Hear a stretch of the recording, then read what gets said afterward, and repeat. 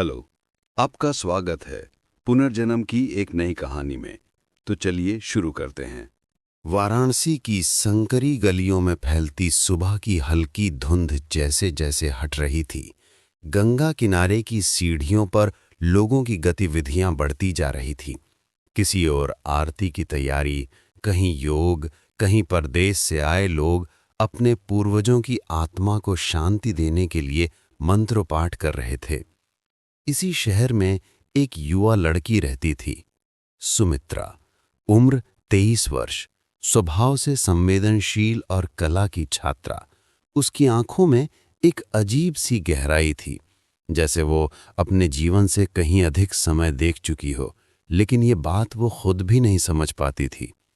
सुमित्रा को एक विचित्र समस्या थी। वो अक्सर एक ही सपना देखती थी। सपना हमेशा बिल्कुल एक जैसा, हर बार उसी किले, उसी युवती, उसी युवक और उसी नाम के साथ खत्म होता, विराज। सपना कुछ ऐसा था, वो खुद को एक पुराने पत्थर के महल में देखती। महल के खुले आंगन में हवा चल रही होती और दिए बुझने को होते। लाल रेशमी साड़ी में एक युवती, जो बिल्कुल उसकी जैसी दिखती थी, किसी की प्रतीक्षा कर रही होती। दूर घोड़ों की टापों की आवाज आती और वो दौड़कर प्रवेश द्वार की ओर जाती। वहां एक युवक खड़ा होता, सफेद कुर्ता, हल्का कवच, वीर चेहरा, लेकिन आंखों में अत्यंत कोमल प्रेम। उनकी नजरें मिलते ही सपना समाप्त हो जाता। सुमित्रा हर बार हड़बड़ा कर उठती और सोचती, ये लोग कौन हैं? वो क्यों बार बार इन्हीं चेहरों के साथ एक ही दृश्य देखती है? एक दिन कॉलेज में पेंटिंग असाइनमेंट मिला। दिल के सबसे करीब की छवि बनाइए। सुमित्रा ने सोचा कि वो वाराणसी, गंगा, मंदिर, इनमें से कुछ बनाएगी, लेकिन जैसे ही उसने ब्रश उठाया, उसके हाथ खुद ही उस किले का दृश्य बनाने लगे। उसने सपना याद किया और वही आंगन, वही साड़ी, वही युवक, सब कैनवास पर उतर आया। पेंटिंग पूरी होने पर वो खुद हैरान रह गई। युवक की आंखों में कुछ ऐसा था जैसे वो किसी को पहचानती हो। उसकी दोस्त सिया ने पेंटिंग देखकर पूछा, ये कौन है? कोई क्रश? सुमित्रा मुस्कुराई भी नहीं। नहीं, ये मेरे सपनों में आता है। कुछ हफ्तों बाद कॉलेज में नए इतिहास के शिक्षक आए, विराज सिंह। पहली बार जब सुमित्रा ने उन्हें देखा, उसकी धड़कन रुक सी गई। वही आंखें, वही चेहरा। सपना अचानक सच की तरह सामने खड़ा था। विराज ने मुस्कुराकर क्लास शुरू की। आज हम मध्यकालीन किलों के बारे में पढ़ेंगे। सुमित्रा पढ़ाई में बिल्कुल ध्यान नहीं लगा पा रही थी। क्लास खत्म होने पर उसने अपनी नोटबुक खोली तो पाया कि उसने अनजाने में उसी किले और उसी सैनिक का स्केच बना दिया था। वो और अधिक परेशान हो गई।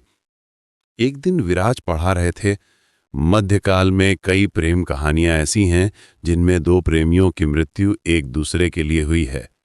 कई संस्कृतियों में कहा जाता है कि ऐसे प्रेमियों का पुनर्जन्म होता है। सुमित्रा कांप उठी। विराज की निगाह उससे मिली और उस निगाह में एक अजीब पहचान का एहसास था, जैसे वो पहले भी मिल चुके हों। कॉलेज ने कुछ दिनों बाद स्टडी टूर की घोषणा की, छतरगढ़ किले के लिए। नाम सुनते ही सुमित्रा के रोंगटे खड़े हो गए। ये वही नाम था जो उसकी पेंटिंग में खुद बना था। ट्रिप के दिन किले में पहुंचते ही सुमित्रा का दिल जोर से धड़कने लगा। किला टूटा हुआ था लेकिन भव्य था। जैसे ही वो अंदर गई, उसे महसूस हुआ, मैं यहां पहले आ चुकी हूं। दीवारों को छूते ही यादों की धुंधली परछाइयां उभरने लगी। तभी उसकी नजर एक उकेरी गई सैनिक की आकृति पर पड़ी। वो जवान बिल्कुल विराज जैसा था। विराज जी वहीं आ गए, बोले, रोचक है, इतिहास में इस सैनिक का जिक्र नहीं मिलता। सुमित्रा की आंखें नम हो गईं। उसी रात सुमित्रा को नींद नहीं आई। उसे लगा कोई आवाज पुकार रही है, अनन्या। ये चौंक गई। ये नाम उसे कभी नहीं कहा गया, लेकिन अजीब तरह से उसे लगा ये नाम उसी का है। वो कमरे से बाहर निकलकर किले की तरफ चली गई। जैसे ही वो पुराने आंगन में पहुंची, एक तेज रोशनी चमकी और उसके सामने अतीत खुलने लगा। लगभग 400 साल पहले छतरगढ़ किला, राजकुमारी अनन्या, जो देखने में बिल्कुल सुमित्रा जैसी, और वीर प्रताप, एक सैनिक जिसका चेहरा विराज जैसा। अनन्या दयालु, निडर और बुद्धिमान थी। किले में नियुक्त हुए नए सैनिक से प्रताप की मुलाकातें बढ़ी। बातों ने दोस्ती को जन्म दिया और फिर एक अनकहे प्रेम ने। लेकिन ये प्रेम राज परिवार को मंजूर नहीं था, क्योंकि राजकुमारी का प्रेम एक साधारण सैनिक से था। उन्हें अलग करने के कई प्रयास हुए, पर प्रेम ने दीवारें नहीं मानी। फिर एक दिन उन्हें रंगे हाथ पकड़ लिया गया। प्रताप को जेल में डाल दिया गया। अगले दिन उसे युद्ध भूमि भेजा जाना था, जहां उसके बचने की संभावना लगभग नहीं थी। रात में सुमित्रा महल से चुपके से निकली और जेल में पहुंची। प्रताप बेड़ियों में बंधा था, पर उसकी आंखों में प्रेम का वही उजाला था। अनन्या ने उसका हाथ पकड़कर कहा, यदि इस जन्म में हम साथ नहीं हो सके तो अगले जन्म में मिलेंगे, मैं तुम्हें ढूंढूंगी। प्रताप बोला, अगर पुनर्जन्म सच है तो मैं तुम्हें पहचान लूंगा अनन्या। लेकिन उनसे पहले कि वे बच पाते, सैनिकों ने उन्हें पकड़ लिया। प्रताप को युद्धभूमि भेजते समय मार दिया गया और अनन्या ने अपने प्रेम के वियोग में आत्मा त्याग दी। दोनों की प्रेम कहानी समय की परतों में दबी रह गई। दृश्य खत्म होते ही वर्तमान लौट आया और सुमित्रा टूटकर जमीन पर बैठ गई। उसी समय विराज उसके पीछे पहुंचे। तुम ठीक हो? उन्होंने पूछा। सुमित्रा ने रोते हुए कहा, मुझे सब याद आ गया, मैं अनन्या हूं और तुम प्रताप हो। विराज के चेहरे पर वही स्तब्धता आई, जैसे उनकी चेतना में भी वर्षों पुरानी कोई भावना छुपी थी। विराज ने धीमे से कहा, मुझे भी महीनों से वही सपना आता है, एक किला, एक युवती, अनन्या। दोनों को यकीन हो गया वे पिछले जन्म के प्रेमी थे, जो इस जन्म में फिर मिल गए थे। वापस वाराणसी लौटने के बाद उनके जीवन में एक नई शांति आ गई।